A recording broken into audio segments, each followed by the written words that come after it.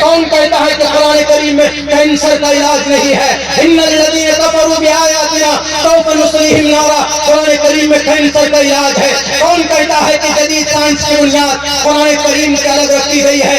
पूछो Albert Einstein से, 1915 में जदीद साइंस की बुनियाद डालता है तो उनमें से 3-4 चीजें ऐसी है जो कुरान करीम से निकाल कर जदीद साइंस की बुनियाद डालता है। हुवल्लज़ी खलक़ल लैला वन नहार वश्शम्स वल क़मर। इसीलिए हमारा मेन मकसद रज़ाए इलाही है, उसके लिए कुरान और अक़ीदा।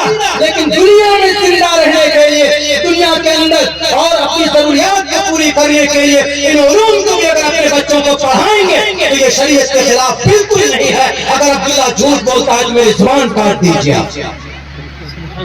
मेहनत की जरूरत पड़ेगी, बिना मेहनत नहीं होगा। यहूदी ने 75 साल मेहनत किए, तब जाकर आयरन डोम उनके पास, तब जाकर वो बाजार की दुनिया में, कारोबार की दुनिया में अव्वल पोजीशन पे है। कौन? यहूदी। 75 साल मेहनत की। आप ज्यादा नहीं, आप सिर्फ 20 साल मेहनत कर लीजिए। बच्चा सर पे टोपी भी होगी, चेहरे पे दाढ़ी भी होगी और वो ग्रेजुएट बच्चा होगा। कहीं पर भी डरेगा नहीं वो बच्चा। सीने में कुरान होगा, इंसानियत आएगी। बच्चा जब पढ़ा लिखा होगा तब न दंगे फसाद से दूर होगा। वरना आज कोई मैसेज आता है, चलो वहां पर ये हो गया, वहां मंदिर में झगड़ा, तो दोनों पक्ष के नौजवान कुछ नहीं देखते, डंडा उठाया लो, उसकी दुकान जला दो, उसका घर जला। क्या मिला? तो कुछ नहीं। कौन है ये लोग? ये वही सब बच्चे हैं जिनको एजुकेशन नहीं दिया गया। इसीलिए नेल्सन मंडेला ने कहा, education is the most powerful weapon which you can use to change the world. दुनिया को बदल सकते हो तालीम के जरिए से। ज्ञान ऐसी चीज है। तो इन 3 बातों पर मेहनत करने की जरूरत है। एक इल्म के ऊपर और कारोबार के ऊपर। कुछ भी कारोबार करते हैं तो दिल जमी से कीजिए, कुछ न कुछ कीजिए, बैठे मत रहिए। हमारा नौजवान ऐसे बैठा रहता, पूरे दिन में 100 रुपए का पुड़िया फूक देता। आमदनी का कुछ भी नहीं, बाप से जाकर मांगेगा। आप 100 रुपए का पुड़िया फूकते हो तो कम से कम 200 रुपए कमाओ, तब ठीक है। वरना आप 200 रुपए का पुड़िया चबा लेते हो और उसके बाद अब्बा से जाकर परेशान करके मांगते हो। कुछ ना कुछ करिए, जरूर कीजिए। अल्लाह मुकद्दर में लिखा है तो उसको और वसी करेगा। घर पर मत बैठिए। और तीसरा काम मुत्तहिद होना है। मुत्तहिद सिर्फ मुसलमानों को नहीं, उमूमन सबको, हिंदू मुसलमान सबको मुत्तहिद होकर काम करना। अभी परसों प्रोग्राम का मेरा 5 प्रधान जी थे स्टेज पर। स्टेज का पैसा उन्होंने दिया, जो शाल हमको दिया गया वो पैसा उन्होंने दिया। 150 से 200 घर के शाल टोटल सब मिलकर के। हमको बड़ी खुशी। अभी हमारे पूर्णिया के अंदर में प्रोग्राम हुआ सीमांचल। ऐसा लगा था एक तरफ भगवा झंडा, एक तरफ तिरंगा, एक तरफ जमीयत का झंडा और एक तरफ हरा झंडा।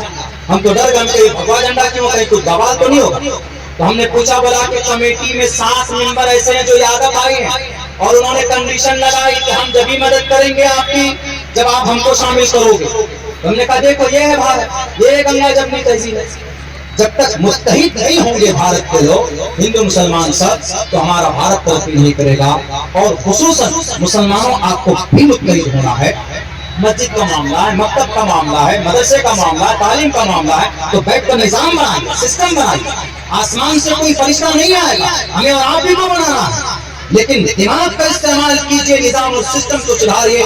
इंशाअल्लाह दुनिया की ताकत आज भी आपके कदमों में झुक जाएगी। इसलिए अल्लाह से दुआ करता हूँ कहने सुनने से ज्यादा अमल की तौफीक। तुम उनके पैर के तलवे चाटो, हमें इससे कोई लेना देना नहीं है। लेकिन काबतुल्लाह के ऊपर खड़े करके डांस करवाया है एक वीडियो के अंदर, हम इस चीज को बर्दाश्त नहीं कर सकते। ये कौम बर्दाश्त नहीं कर सकती। अगर आज 60 हजार मासूम लोगों के ऊपर आरडीएक्स की बारिश हो रही है तो इन्हीं दज्जाल और जालिमों की बदअमली का वजह है, इस अमाले बद का नतीजा है इस उम्मत का कि अल्लाह तबारक व तआला की कोई खातिर खा मदद आसमान से जमीन पर नहीं नजर आ रही। मेरे भाइयों, अमल इतना गंदा, मैं आपको आखिर में बताऊंगा कि क्या क्या हो रहा है भारत के अंदर, नहीं पूरी दुनिया की बात कर रहा। कोई हक नहीं, ये अब्दुल्ला नहीं बोल रहा, अब्दुल्ला की जुबान में कुरान बोलता। ला युमिनूना हत्ता युहक्किमूका फीमा शजरा बैनहुम। ए उम्मत मुस्लिमा, अगर तुम्हारे 24 घंटे कुरान और सुन्नत के मुताबिक नहीं हुए तो तुम मोमिन नहीं, you are not Muslim. Allah said in the holy Quran, Allah ने कुरान में साफ लफ्जों में कहा, बैरकत मुताला करे, उर्दू में बहुत सारी चीजें मौजूद है, अवेलेबल है, आप अपनी शरीयत के बारे में जानकारी हासिल कर सकते हैं। बहरक है तो उन्होंने इलिटरेसी की बुनियाद पर यह बात कही, उनको मालूम नहीं था। हालांकि अल्लाह के नबी अलैहिस्सलातु वस्सलाम ने किसी पर कोई जुल्म नहीं किया है। मोहम्मद अलैहिस्सलातु वस्सलाम तो इस दुनिया को बचाने के लिए आए थे। कुरान करीम के अंदर क्या मैसेज है, ऐसी जिंदगी लोग समझते थे, उसके बावजूद भी आपने अपनी ताकत का जर्रा धर्म के बारे में जानना है तो ग्रंथ को पढ़ना होगा। हिंदू धर्म को जानना है तो वेद पढ़िए, ऋग्वेद पढ़िए, यजुर्वेद पढ़िए, सामवेद पढ़िए, अथर्ववेद पढ़िए, रामायण पढ़िए, महाभारत पढ़िए, गीता पढ़िए, भविष्य पुराण पढ़िए, कल्कि पुराण पढ़िए, मत्स्य पुराण पढ़िए, भागवत पुराण पढ़िए, गुरु पुराण पढ़िए, शिव पुराण पढ़िए, पता नहीं कौन कौन सा पुराण पढ़िए, 18 पुराण। और अगर क्रिश्चियन को जानना है, मता पढ़िए, मरकस पढ़िए, लूका पढ़िए, यूहन्ना पढ़िए, बरनयास नहीं मिलेगी, वो किताब जला दी गई है, उस किताब पर बैंड है। और अगर आपको यहूदी को पढ़ना है तो अवस्था पढ़िए, अगर आपको जैन को पढ़ना है तो दशातीर पढ़िए, अगर आपको ईसाई को इसको सिखों को जानना है तो तालमुद, ये आदि ग्रंथ पढ़ लीजिए। गुरु नानक जी, गुरु गोविंद सिंह के बीच में जो उनकी जो संविधान है वो पढ़ लीजिए, आपको पता तभी चलेगा कि कौन सा धर्म क्या है। तो इसीलिए इस्लाम को नहीं पढ़ा उन्होंने। हम तो इतना कहते हैं, ईसाई धर्म का चर्चा इस्लाम में नहीं मिलेगा, क्रिश्चियन का चर्चा, यहूदी धर्म का चर्चा, ईसाई क्रिश्चियन का चर्चा कुरान में मिलेगा। इस्लाम का चर्चा न सिखों में है, सिखों के ग्रंथ में है। बड़ी बात है, ये इनका चर्चा दुनिया की तमाम किताबों में, इस्लाम का चर्चा तमाम धार्मिक किताबों में। अब देखिए, उन गुरुजी ने ये इल्जाम लगाया कि अल्लाह के नबी ने ऐसा ऐसा किया। हम अगर उनको कुरान हदीस की रोशनी में जवाब देंगे तो वो कहेंगे क्या है मौलाना, I don't believe in your Quran and your explanation। हम आपके कुरान पर विश्वास नहीं रखते हैं, हम बिलीव नहीं करते आपको कुरान को। नो प्रॉब्लम, कुरान को उठाकर ताक पर रख दीजिए। लाइए, कौन सी किताब पर बिलीव करते हैं जी? महाभारत पे करते हैं। लाइए महाभारत उठाइए, महाभारत में लिखा 30 वर्षा भार गोविंदेन नग्निकाम 21 वर्षा भा 17 वर्षा वात्मयात्। 30 वर्ष का मर, बड़ी उम्र वाला आदमी छोटी उम्र की बच्ची मतलब इतनी छोटी उम्र आजकल के जमाने में अगर बालिग है, 18 साल की हो गई है। लंबे दाढ़ी वाले गुरुजी हैं वो, अब उन्होंने 30 साल की एक एक्ट्रेस से शादी की। बहुत ऐसा तो बहुत ज्यादा, कौन कब शादी कर रहा है, कौन किसके साथ सब जा रहा है, ये विषय नहीं है।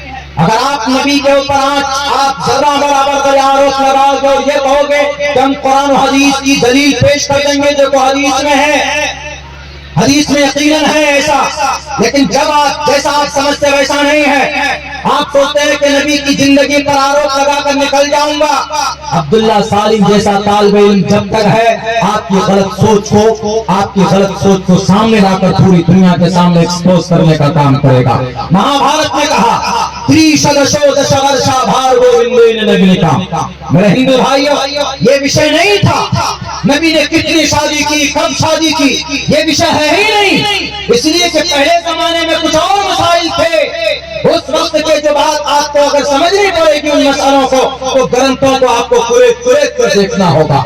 तो उस वक्त क्या लिखा महाभारत में? महाभारत का मंत्र है, झूठ नहीं है, किसी ग्रंथ की किताब नहीं, महाभारत की बात करता। 30 वर्षा भार गोविंदेन नग्निकाम 21 वर्षा वा 17 वर्षा वाप्नुयात्। 30 वर्ष का मर्द 10 वर्ष की ऐसी लड़की से विवाह कर सकता है जिसको हैज का खून न आया हो, यानी 10 वर्ष की नाबालिग लड़की है, उससे भी विवाह किया जा सकता है। नीचे की लाइन देखिए, 21 20 को बोलते हैं, 20 को विंशति बोला जाता है संस्कृत में।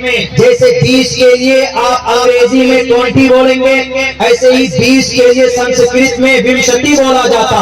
21 21 बरस का लड़का 21 बरस का यंग वाह 17 वर्षावापनिया 60 बरस की लड़की से अगर विवाह करना चाहे तो कर सकता है।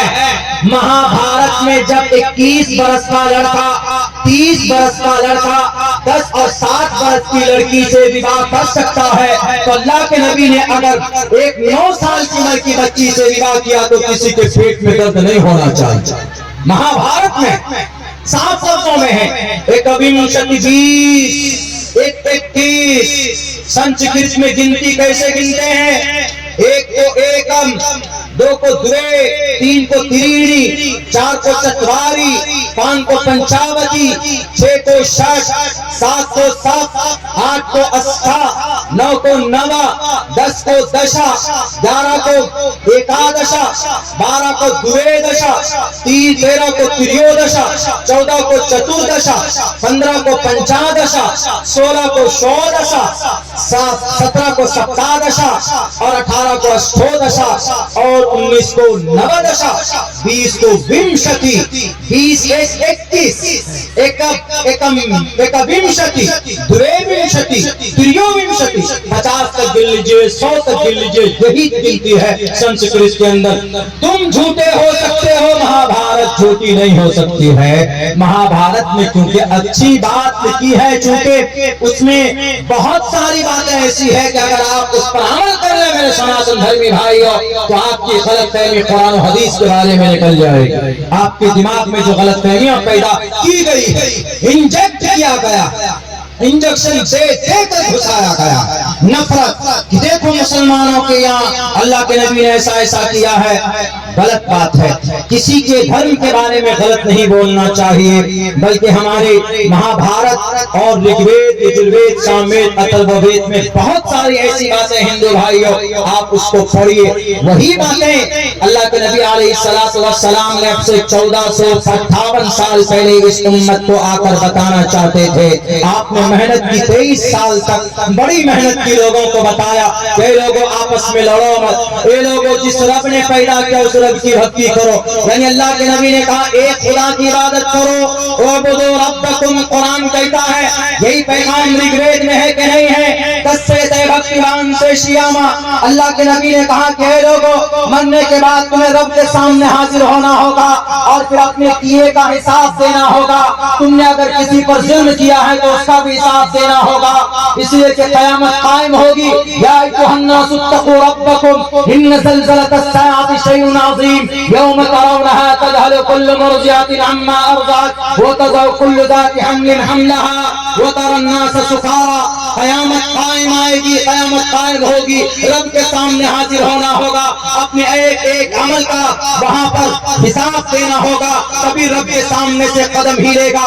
क्या इसको, इस मंदिर को वेद में नहीं कहा गया? कहा गया, वेद में कहा गया, युना पिता विधाता धामानी वेद गुणानि विश्वा देवानां नामदायक कीर्तम संप्रश्नम गुणा यंत्रयन्या। सारे मनुष्य को मरना है, परमात्मा के पास जाना है और अपने किए का रिजल्ट लेकर के आना है परमात्मा के पास। अगर आप इस दुनिया में कुछ अच्छा करते हैं तो आपको दुनिया में भी अच्छा रिजल्ट मिल सकता, मरने के बाद तो मिलेगा ही मिलेगा। अगर आपने किसी गरीब के ऊपर ज्यादती की है तो याद रखो, दुनिया के अंदर अगर आपको ताकत दी है, ताकत का मिसयूज किया है, पैसा दिया है, रिश्वत की थैलियां खोलकर किसी की जमीन पर नाजायज कब्जा किया है। जमीन तो होगी नहीं, नेकी जरूर, जो कुछ भी होगी उस नेकियों से आपको किसी पर आपने जुल्म किया था तो आपको उसको बदलना होगा, उसको बदला देना होगा। इसीलिए दुनिया में किसी को बुरा मत कहिए, दुनिया में